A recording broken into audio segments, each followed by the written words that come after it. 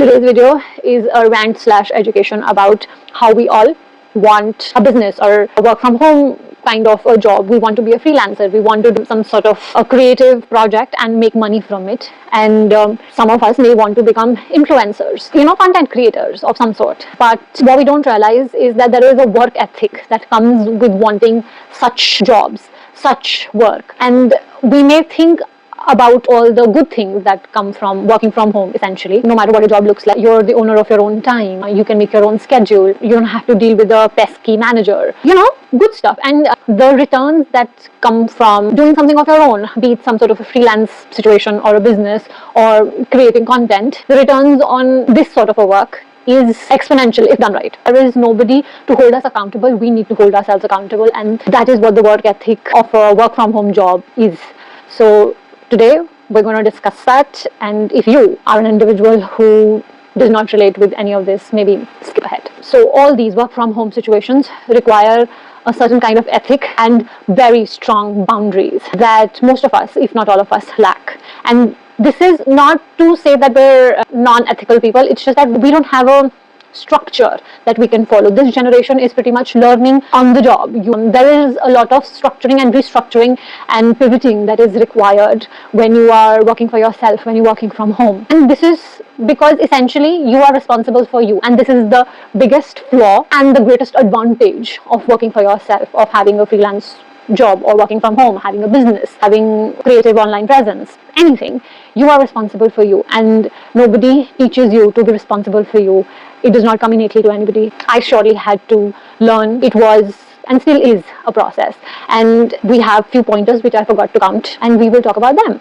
Yes, let's begin. Point number one is boundaries, as I stated. If you are struggling with boundaries, I will ask you to flip it and question yourself. What have you done that has allowed people around you, your partners, your parents, your friends, to assume that it is okay to ask or imply that you drop your work for whatever else is needed around the house? Maybe it's visiting some relative, maybe it's attending a wedding. Because if you were working a 9-to-5 job, would your parents expect this from you? Because you own your time and you did not lay boundaries, you subliminally conveyed to the people around you that it is okay for them to expect for you to not be as committed towards work. Because here's the thing, when you start a business with people, they could be your friends, your colleagues, somebody you already have some sort of a personal relationship with.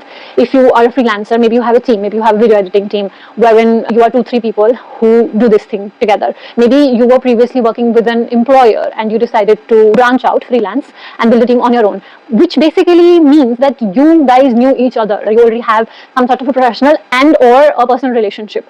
Because you have a personal relationship, your family assumes that they can exploit that. And this is not to say that they are bad people. This is just human tendency. If you allow them to take advantage of you, they will take advantage of you. That is how humans work. That is how we survived. That's how it is. So my advice, if you're starting, is that you have a very firm boundary. You start at a certain time and you end at a certain time. You have a work day. Even if you are a freelancer, if you are a content creator, you have a work day. Some sort of a structure that people around you know that this individual has this sort of a structure, at least in the beginning. Because it's easier for you to set a boundary in the beginning and then pull back later and become lenient later, than be lenient in the beginning and then try to set up a boundary. Because then you just come off as a rude individual or somebody who has changed or somebody who's not as attentive or somebody who is selfish. But if you are somebody who has started their work from home journey a while ago and you just realize that you have this problem of boundaries, especially women. I'm very sad to acknowledge this, but women have this problem more than men. Maybe I'm stereotyping a little bit here, but that's what the case is. You need to become the bad cop. First, you need to work through your guilt and your shame for setting that boundary so late in the journey.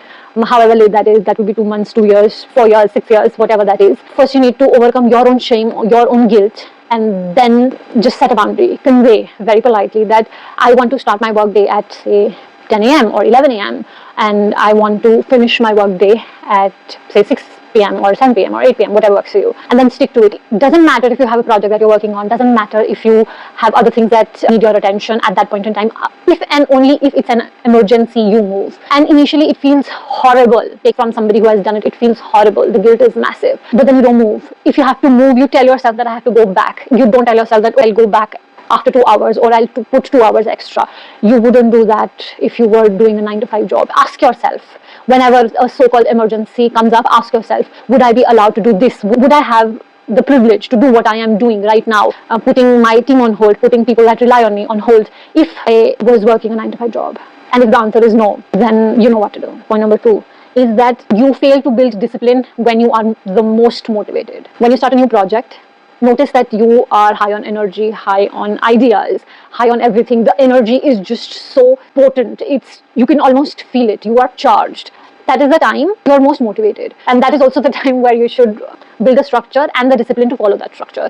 Because 2 things.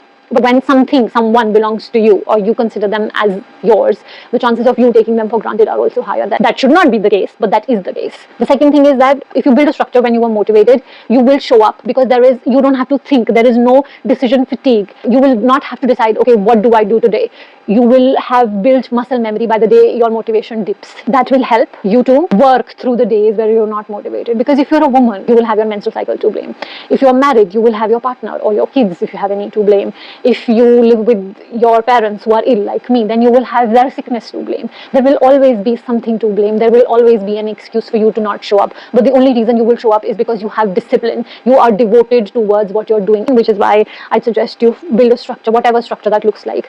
Personally, I came across this idea of cycle syncing. I'm not a master yet, so I will not talk about it yet. But then that is something that works well, because I'm working in harmony with my hormones and not against them. So that sort of works for me. May not work for you. But then you need to try different things to figure out what works for you and what does not work for you. Yeah? Alright. So point number 3, better have the problem of plenty than the problem of none. There is this story that I think everybody must have heard. A class is divided into 2 groups. One was asked to take the perfect picture, one picture, but a perfect picture. And the other group was asked to take as many pictures as they desired and present one picture of all those pictures. Guess whose pictures were better? The people who did not put themselves through the pain of creating perfection. They just did it. That is something that is crucial when you're trying to build something of your own.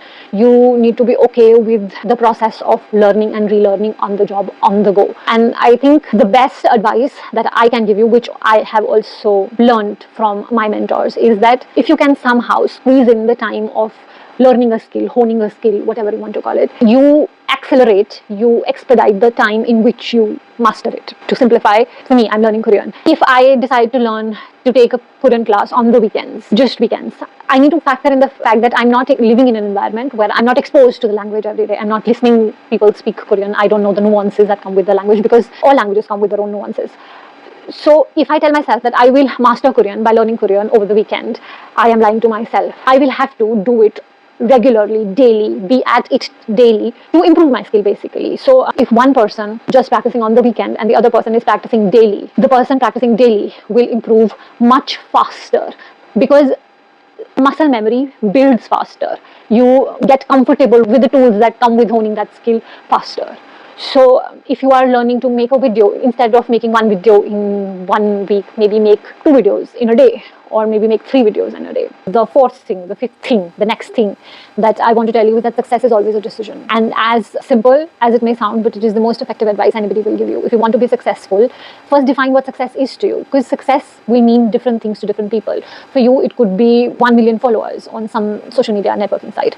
For me, it could be building a family. For somebody else, it could be buying their own house. For somebody else, it could be securing the job of their dreams. Whatever it is, define what success will look like to you. And then once you decide, do everything in alignment to that thing that looks like success to you. For example, if you want to have 1 million followers on some sort of social media networking site, you will not get to that number without putting yourself out there, putting content out there. You don't have to put perfect content. You will just have to do a lot of iterations of the content that you decide to put. You will have to experiment with your content, and it may feel disempowering, but then you will have to move through that initial phase before you start getting some sort of traction. Now, say suppose you're an individual who wants to crack UPSC.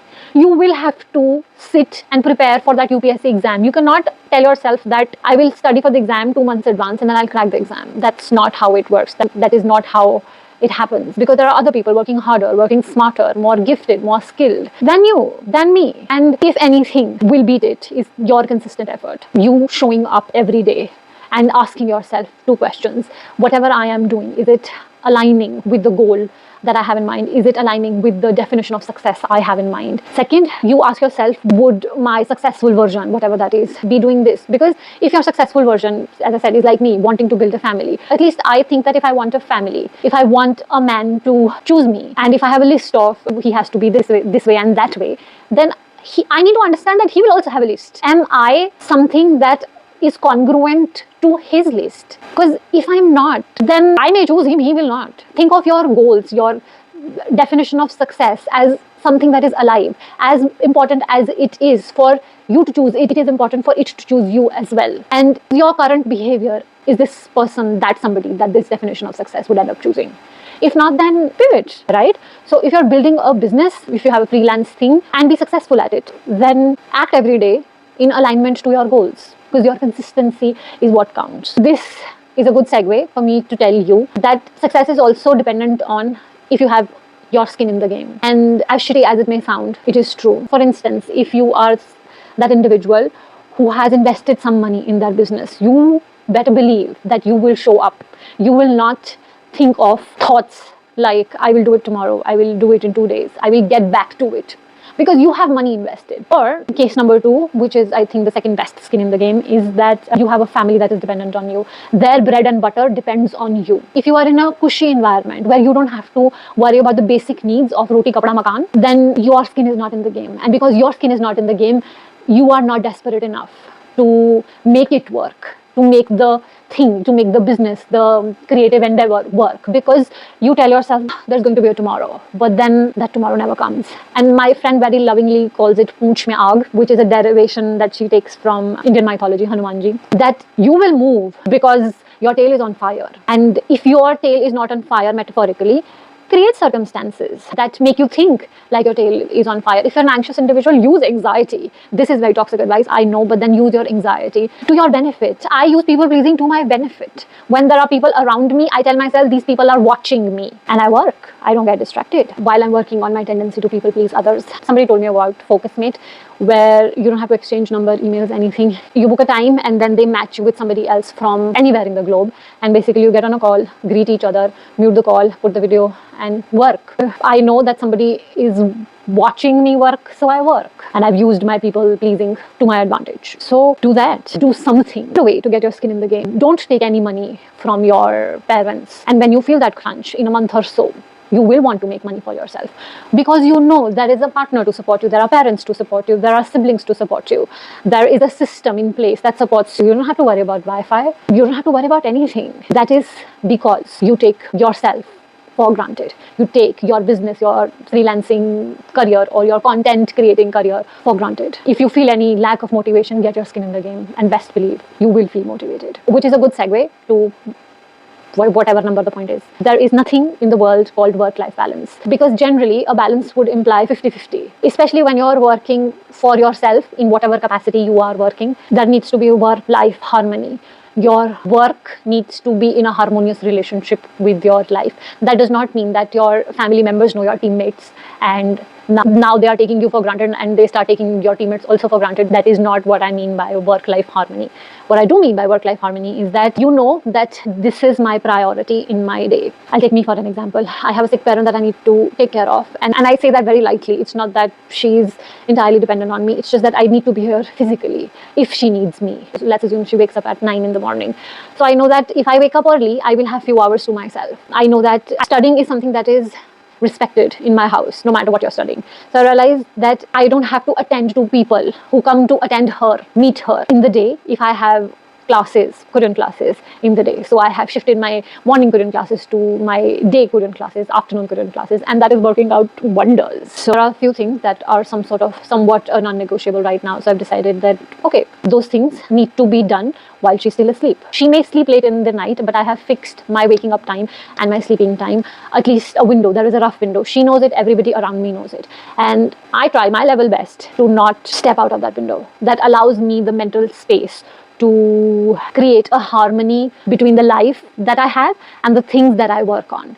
So that is what I mean by creating work-life harmony, because it's very easy to say that I don't have time, but then everybody has 24 hours. There are people building things with 2 kids, and I don't think there is a bigger commitment than a child. So if people with 2 kids can do it, so can I. That's that. So there is no excuse. And I want to leave you with one thing, that is, you may have chosen this life, this building a life for myself, building a business for myself, being a content creator, a work from home life, but you can decide to tap out of it anytime. If you think after trying to work from home that this is not something that is working out for you, this is not something that is sustainable, this is not something that will fetch you money, then tap out of it. Don't have any ego around it. It'll be a difficult conversation for one day with yourself, with your family. If you have a team, then with your team. But having that one conversation is easier than having to have difficult conversations with your team, with your family, because they're not bad people. They just don't want you to starve to death. And the thing with creative endeavors is that your family fears that you will starve to death because you decided to pursue something creative, because you decided to build something of your own. Especially for people like me who come from a service class where both my parents were working. Nobody had a business, so to speak.